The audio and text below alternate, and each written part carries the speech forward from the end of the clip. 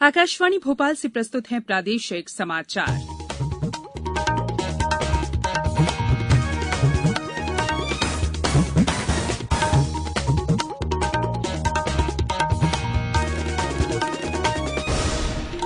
नमस्कार, समाचारों के साथ मैं संयुक्ता बैनर्जी। पहले मुख्य समाचार।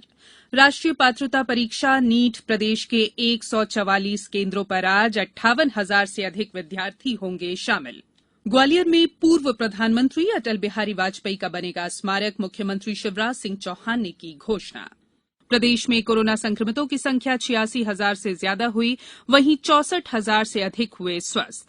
और हमारी विशेष श्रृंखला अच्छी खबर में सुनिए, मंडला जिले में पशुपालन से आत्मनिर्भर बन रही महिलाओं पर केंद्रित हमारी खास रिपोर्ट। अब समाचार विस्तार से। राष्ट्रीय पात्रता प्रवेश परीक्षा नीट आज प्रदेश के 144 केंद्रों में आयोजित की जा रही है। इस परीक्षा में 58,000 से ज्यादा विद्यार्थी शामिल होंगे। प्रशासन ने विद्यार्थियों को परीक्षा केंद्रों तक पहुंचाने के लिए निःशुल्क वाहनों की व्यवस्था भी की है। पेश है एक रिपोर्ट। बीते साल यह परीक्षा 84 केंद्रों पर हुई थी और करीब 54,000 परीक्षार्थी शामिल हुए थे। कोविड-19 के बाद भी राज्य में विद्यार्थियों की संख्या में वृद्धि हुई है, वहीं परीक्षा केंद्रों की संख्या भी लगभग दोगुनी कर दी गई है। राजधानी भोपाल में भी नीट के लिए 26 परीक्षा केंद्र बनाए गए हैं। यहाँ करीब 10,000 विद्यार्थियों के परीक्षा में शामिल होने की संभावना है। अन्य जिलों से भी करीब 2,000 अभ्यर्थी परीक्षा देने भोपाल आएंगे। कोरोना को देखते हुए परीक्षा शुरू होने से 2 घंटे पहले विद्यार्थियों को परीक्षा केंद्र पर पहुंचना होगा। संजीव शर्मा, आकाशवाणी समाचार, भोपाल। भोपाल में बाहर से आने वाले विद्यार्थियों को 5 स्थानों NADRA bus stand, ISBT, Habibganj railway station, Bhopal मुख्य रेलवे स्टेशन और हलालपुरा बस स्टैंड पर आने को कहा गया है। इन्हें इन स्थानों से बसों द्वारा परीक्षा सेंटर ले जाया जाएगा। इंदौर में 20,000 विद्यार्थियों के लिए 63 केंद्र बनाए गए हैं। गौरतलब है कि नीट के लिए देशभर में कुल 15,97,000 उम्मीदवार हैं।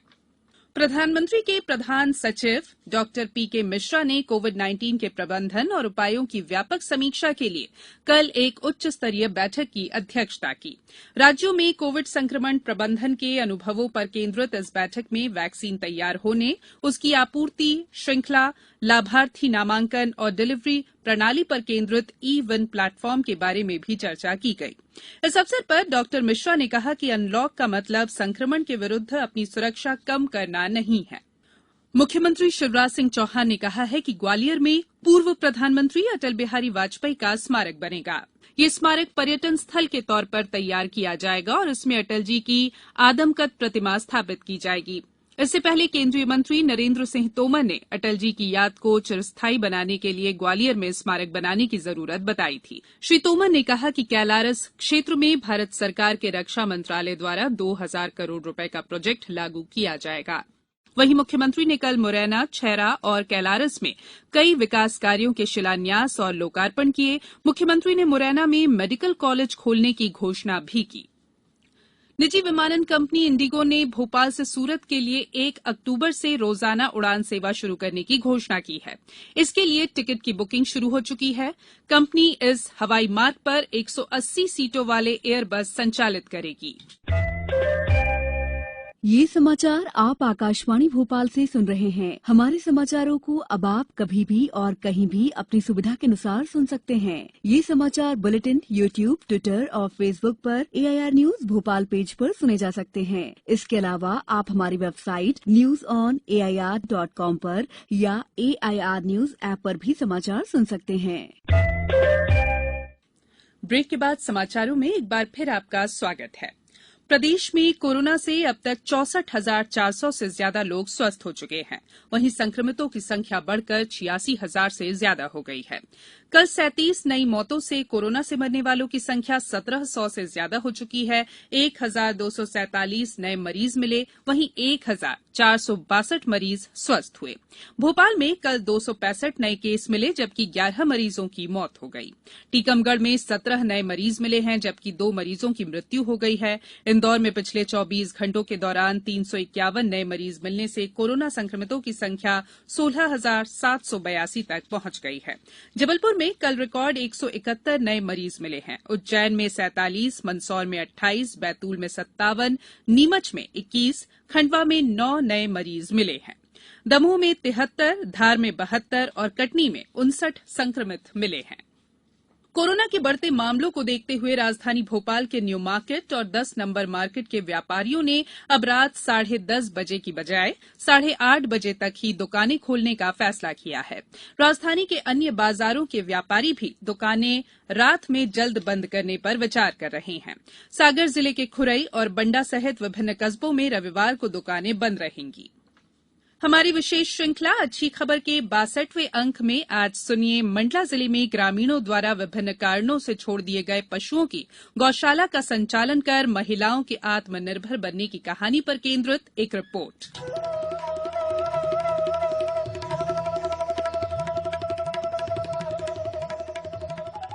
मंडला जिले में अब आवारा पशु स्वयं सहायता समूह की महिलाओं को आत्मनिर्भर बनाने में सहायक बनेंगे। समूह की महिलाएं इन पशुओं को पालकर आज सशक्त बन रही हैं। दरअसल मध्यप्रदेश गौपालन एवं पशु संवर्धन बोर्ड यहां 5 गौशालाओं का निर्माण करा रहा है, जिनका संचालन स्वयं सहायता समूहों को सौंपा जाएगा। जिले के पड़रिया फूलसागर में ऐसी ही गौशाला का निर्माण हो चुका है। आजीविका मिशन की ब्लॉक प्रबंधक सबीना बानू ने कहा कि यहां डेयरी उत्पादों के साथ गोबर से कंडे, गौकाष्ठ, गौमूत्र से दवाएं बनाने का भी काम किया जाएगा। और आगे यदि हमारी महिलाएं को और भी प्रेरित होकर संचालित करना चाहती हैं तो वो दुधारू पशुओं को भी रख सकती है, जिससे उनको दूध उत्पादन होगा। वो मार्केट में शुद्ध दूध का सप्लाई कर पाएंगे और दूध से जो कुछ उत्पाद तैयार होते हैं, दही, पनीर, खोवा, इसका भी वो कार्य कर सकते हैं, जिससे उनकी आर्थिक आमदनी मजबूत होगी। पशु चिकित्सा सेवा के जिला उप संचालक डॉक्टर एमएल मेहरा ने बताया कि इन गौशालाओं में ही हरे चारे की व्यवस्था की जाएगी। उन्होंने कहा कि ग्रुप की दीदियों को पशुपालन का प्रशिक्षण पूरा हो गया है और जल्द ही वे कार्य शुरू भी कर देंगी। और इसका जो संचालन जो है स्व सहायता समूह, महिला स्व सहायता समूह द्वारा किया जाएगा। उनको हमारे विभाग द्वारा ये ट्रेनिंग भी दी जा चुकी है और वहाँ पर जो है 5 से 6 एकड़ जमीन तो गौशाला के अंतर्गत है, जिसमें कि 1 एकड़ करीब में गौशाला का निर्माण होगा और बाकी जगह में जो चारागाह विकास उसमें लिया जाएगा। निराश्रित पशुओं को गौशालाओं में रखने से न सिर्फ उनकी बेहतर सेवा होगी, बल्कि यहां से प्राप्त आय से महिलाएं भी आत्मनिर्भर बनेंगी। अच्छी खबर के लिए मंडला से शशांक चौबे के साथ समाचार कक्ष से मैं राशिद अहमद खान।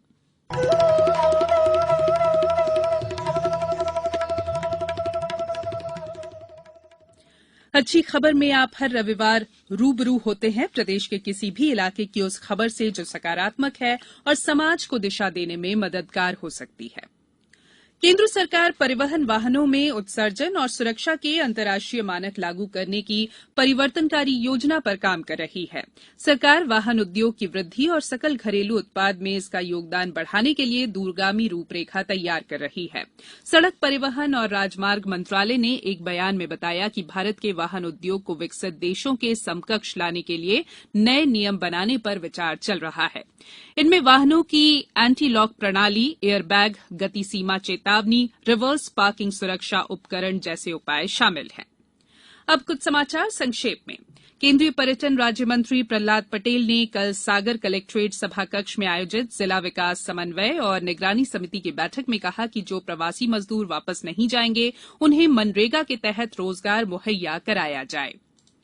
पर्यटन नगरी खजुराहो से कोरोना काल के बाद कल पहली ट्रेन कुरुक्षेत्र एक्सप्रेस खजुराहो से कुरुक्षेत्र के लिए रवाना हुई। ये ट्रेन ललितपुर, झांसी, नई दिल्ली होते हुए कुरुक्षेत्र के लिए रोजाना चलेगी।